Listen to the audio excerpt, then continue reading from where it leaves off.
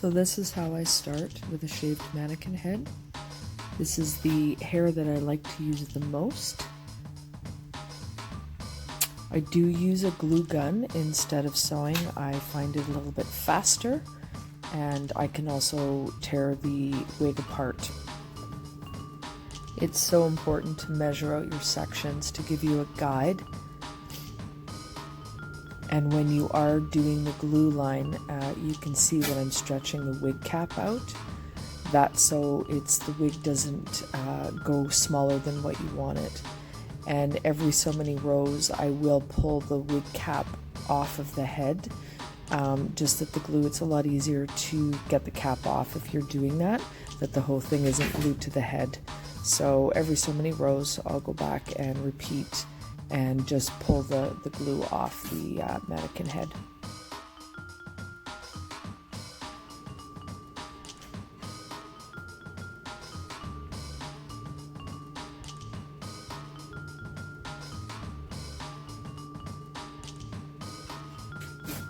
So I just continue to repeat the lines as I go back up the head, spacing it out, usually about 1 inch to 1.5 inches in between, depending on how thick I want the wig.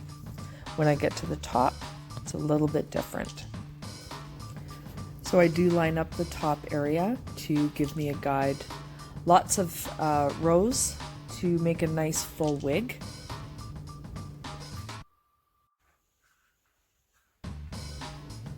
When I start the front, I do the first panel that is sitting there flat. Then the next couple of sections just on the round of the head, I will start to lift up with my tail comb after I glue. You'll see what I mean in a minute.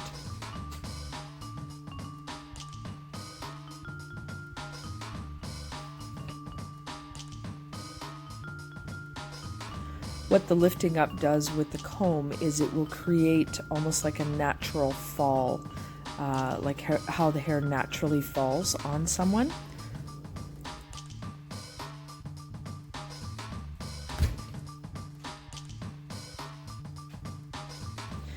It's always important to measure your wefts before you place them in, and I always will cut upwards.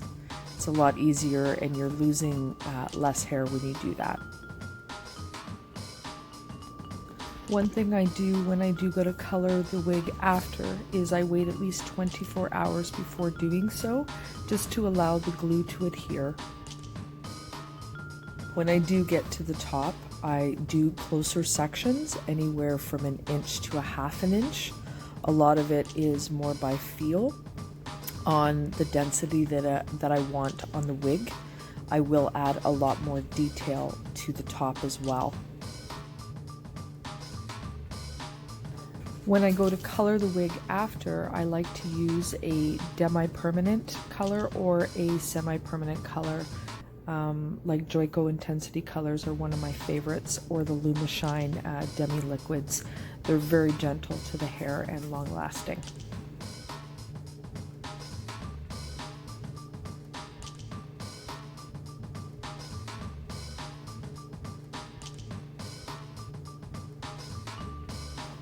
Doing the glue line slightly curved to follow the round of the head, as the top will all be done in a circular motion.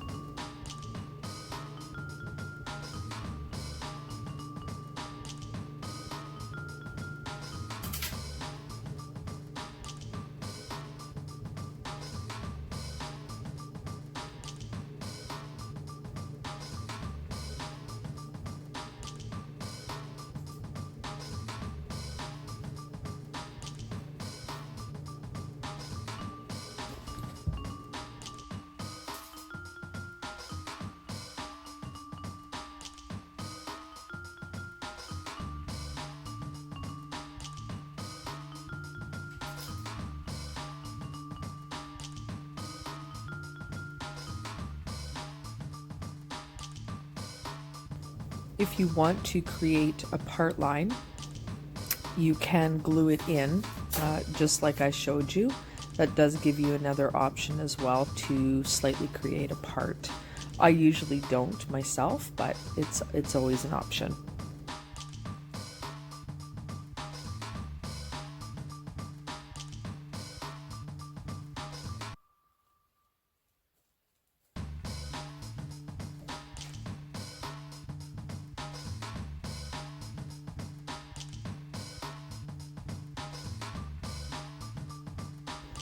Also, I wanted to say, if you do try making your own wig, please tag me if you happen to post. I would love to see your work. That would be so awesome.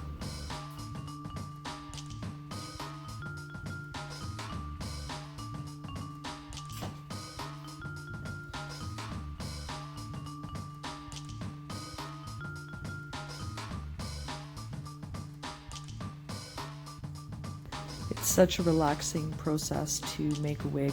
Usually in total it takes me just under 2 hours to complete.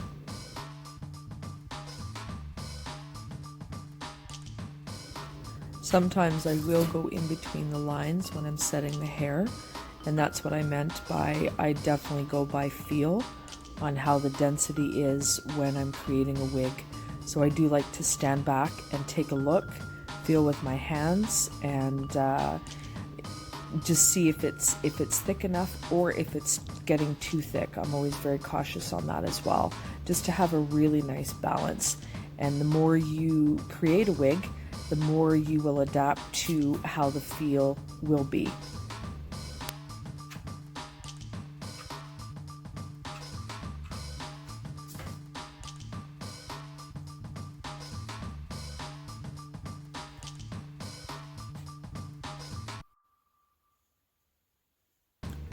When I am doing a wig, I do try to stick to, if it's going to be a lighter color, I am going to use a lighter wig cap. If it's going to be a dark color, I will use a dark brown, just so I'm not seeing the cap underneath. So that's something to consider when you are making your wig and what your final outcome will be.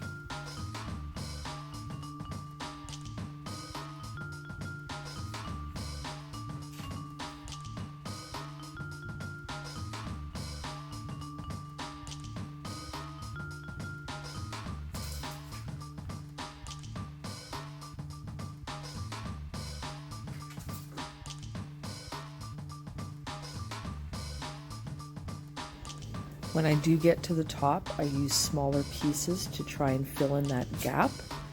And then I like to take individual hairs to fill in just the edge of the weft. You'll see in a few minutes what I'm talking about.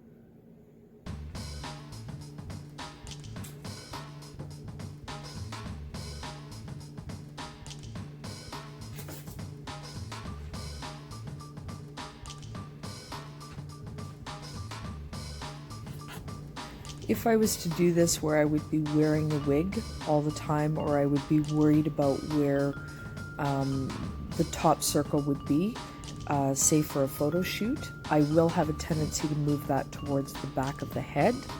You could also go in and sew those final wefts on, that you're not having to worry about seeing any of that. That is also another option I would use. And I would use a strong linen thread if I was to sew the last couple of wefts on.